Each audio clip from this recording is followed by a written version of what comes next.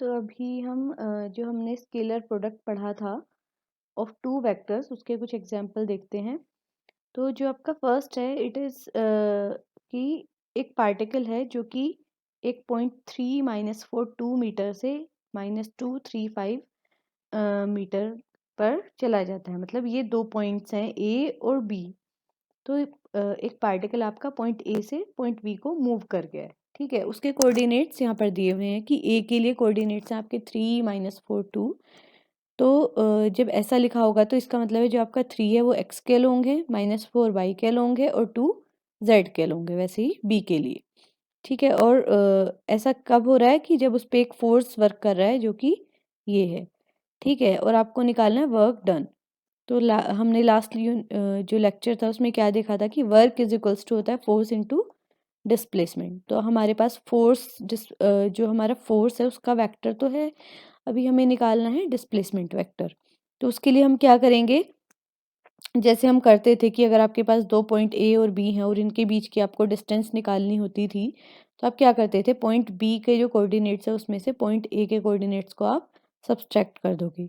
ठीक है, वही हम यहाँ पर करेंगे। तो हमने क्या किया, पहले ए और बी के जो कोऑर्डिनेट्स हैं उनको आई जे और के टर्म्स में लिख दिया। क्योंकि जो फर्स्ट आपका दिया है कोऑर्डिनेट्स में, जैसे कि यहाँ पर 3 है तो वो एक्स के लोग हैं, तो आप लिख सकते हो उसे 3 i कैप। -4 को लिख सकते हो -4 j कैप 2 k कैप। वैसे ही हम बी पॉइंट के लिए लिख देंगे। तो अभी हमने यहाँ पर डिस्प्लेसमेंट के लिए क्या किया कि पॉइंट बी के लिए उसको वेक्टर फॉर्म में लिखा, वैसे ही पॉइंट ए को वेक्टर फॉर्म में लिखा। तो अब यहाँ पर जब आप सब्सट्रैक्ट करोगे तो वो सेम डायरेक्शन वालों को ही सब्सट्रैक्ट करोगे। क्योंकि अब अगर दो वेक्टर सेम डायरेक्शन में है, दो कोऑर्डिनेट सेम डायरेक्शन में, तभी आप उनको सब्सट्रैक्ट कर सकते हो। डिफरेंट डायरेक्शंस वालों को आप नहीं कर सकते डायरेक्टली सब्सट्रैक्ट।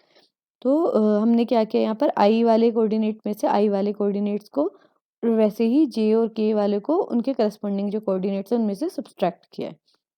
तो इस तरह से आपको वेक्टर डी मिल जाएगा इन टर्म्स ऑफ आई जे के। ठीक है, और अब हमें जब वर्क निकालना है तो हमने जो फोर्स वेक्टर है और जो डिस्प्लेसमेंट वेक्टर है उनका एक स्केलर प्रोडक्ट लिया। तो जो स्केलर प्रोडक्ट का भी हमने पढ़ा था कि जब आप सेम डायरेक्शन वाले प्रोडक्ट्स को मल्टीप्लाई करोगे तभी आपको कोई रिजल्टेंट मिलेगा। अगर आप परपेंडिकुलर वेक्टर्स को करते हो तो वो क्या देता है, 0 देता है। तो अगर आप आई वाले को जे या के से करोगे तो वो आपको 0 देगा। सिर्फ फाइनली आपको आई वाले जो हैं वही आपको यहाँ पर मिलेंगे। ठीक है, तो इसीलिए हमने यहाँ पर क्या किया, -2 को -5 से और 3 को 7 से और 4 को 3 से मल्टीप्लाई किया है। तो इस तरह से आपका जो वर्क है वो आया 59 जूल। अब ये आपका नेक्स्ट क्वेश्चन है, इसमें है कि a प्लस बी का जो मैग्नीट्यूड है वो इक्वल है a माइनस बी के मैग्नीट्यूड के, और आपको प्रूव करना है कि a और b जो है वो परपेंडिकुलर वेक्टर्स होंगे इस कंडीशन में। तो पहले जो आपको कंडीशन दी है उसकी वैल्यू निकालते हैं। तो ये आपने एडिशन ऑफ वेक्टर्स में पढ़ा था कि a प्लस बी का जो मैग्नीट्यूड है वो क्या होता है, square root of a square plus b square plus 2ab cos theta. और सब्ट्रैक्शन में आपने देखा था कि यहाँ पर माइनस साइन आ जाता है। तो अब जैसे कि आपका क्वेश्चन में दिया है कि ये दोनों इक्वल हैं, तो हमने यहाँ पर क्या किया, इन दोनों को इक्वल रख दिया। तो उसके बाद जब आप इसको ओपन करते हो, स्क्वायर करते हो और कॉमन टर्म्स को आप नेग्लेक्ट कर देते हो तो आपको क्या मिलता है, 2ab cos theta is equals to 0। अब यहाँ पर आप देखिए कि जो a और b जो है वो क्या है, वेक्टर a और b के मैग्नीट्यूड्स हैं। अब a और b तो 0 नहीं हो सकते, क्योंकि अगर वेक्टर ही 0 है, वेक्टर का मैग्नीट्यूड 0 है मतलब वेक्टर 0 है, तो उसका तो कोई मतलब ही नहीं रह गया फिर क्वेश्चन का।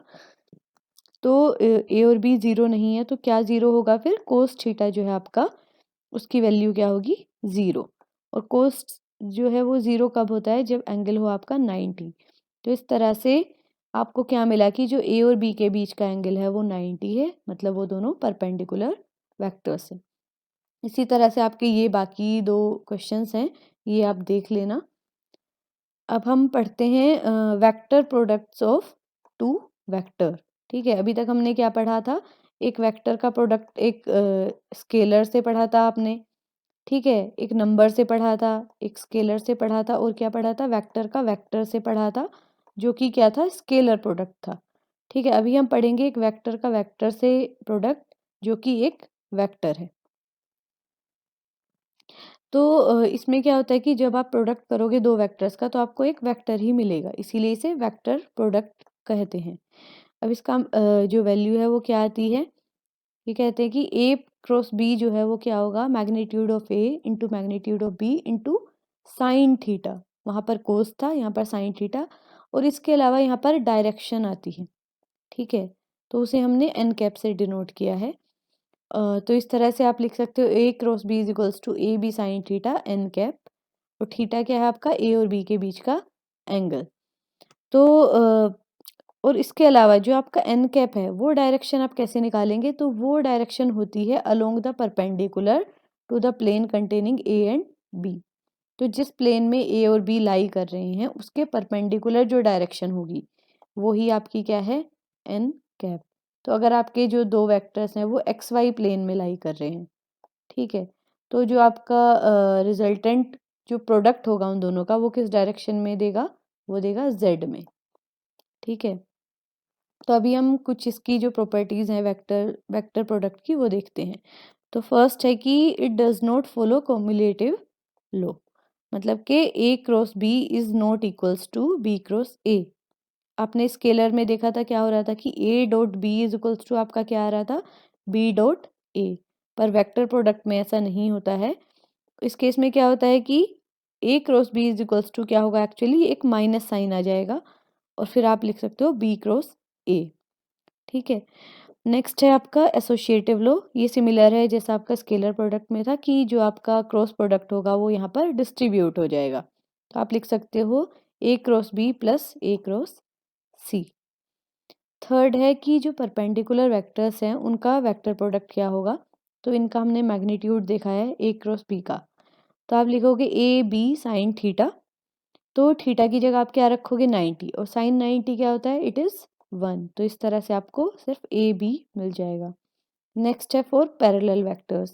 तो पैरेलल वेक्टर्स के लिए थीटा आपका क्या होगा 0, तो इस तरह से आपको पैरेलल वेक्टर्स का जो वेक्टर प्रोडक्ट है वो 0 मिलेगा।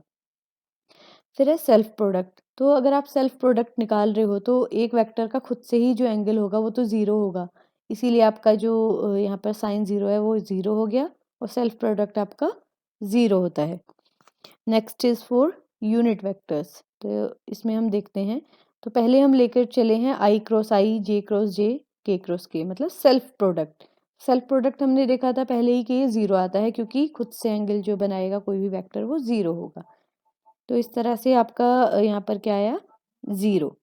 ठीक है, अब हम नेक्स्ट केस लेते हैं जहाँ पर हम आई क्रॉस जे, जे क्रॉस के या फिर के क्रॉस ए ले रहे हैं, मतलब एक सीक्वेंस में ले रहे हैं हम, मतलब आई के बाद जे आ रहा है, जे के बाद आपका के आ रहा है। ठीक है, तो आपका इस डायरेक्शन में है। ठीक है, या फिर के क्रॉस आई आ रहा है। तो जब आप ऐसे कर रहे हैं तो आपको क्या मिल रहा है रिजल्टेंट, कि I cross J is equals to होगा के कैप। अभी ये कैसे आया, सिंस आपका आई है वो एक्स के अलोंग है और जो आपका जे है वो किसके अलोंग है, वाई। अब इनके परपेंडिकुलर डायरेक्शन क्या होएगी, जेड, तो उसके करस्पॉन्डिंग वेक्टर आपका के कैप है।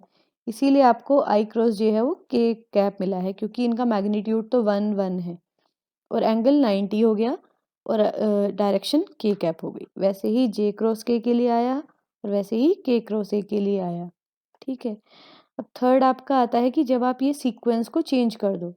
ठीक है, पहले हम लेके चले थे कि आई के बाद जे आएगा, जे के बाद के आएगा, मतलब जो ये सर्कल है वो ऐसे ही है, क्लॉकवाइज आप लेकर चल रहे थे। ठीक है, अब आपने क्या किया है, ये सीक्वेंस चेंज कर दिया है, आप जे क्रॉस के आई कर रहे हैं या फिर आई क्रॉस के कर रहे हैं या फिर के क्रॉस जे, एंटी क्लॉकवाइज कर दिया।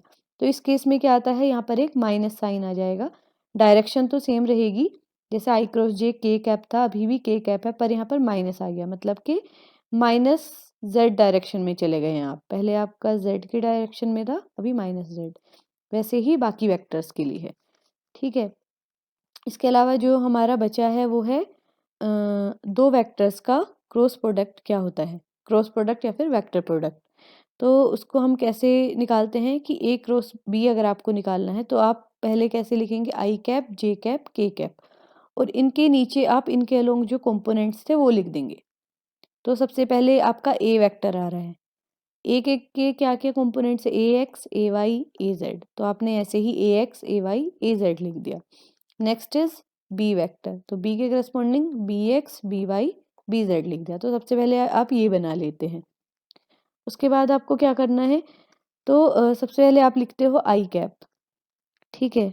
उसके बाद आप ये दो लाइन जो है आपके ये छोड़ देते हैं और उसके बाद जो बच रहा है इनका प्रोडक्ट देखोगे आप, तो आप क्या करते हो, क्रॉस प्रोडक्ट करोगे, ए वाई बी जेड माइनस ए जेड बी वाई, ठीक है। तो ये आपका फर्स्ट टर्म बना आई कैप के corresponding. Next is for J cap, तो यहाँ पर पहले एक माइनस साइन आएगा, माइनस जे कैप, उसके बाद फिर से जे कैप वाला जो है वो आप छोड़ दोगे, यहाँ पर जे कैप के अलोंग जो लाइंस आ रही है उनको छोड़ दोगे।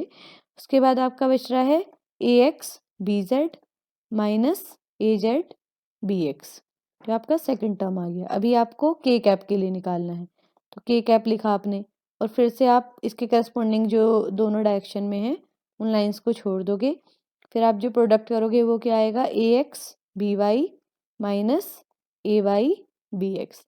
तो इस तरह से दो वेक्टर्स का क्रॉस प्रोडक्ट निकाला जाता है।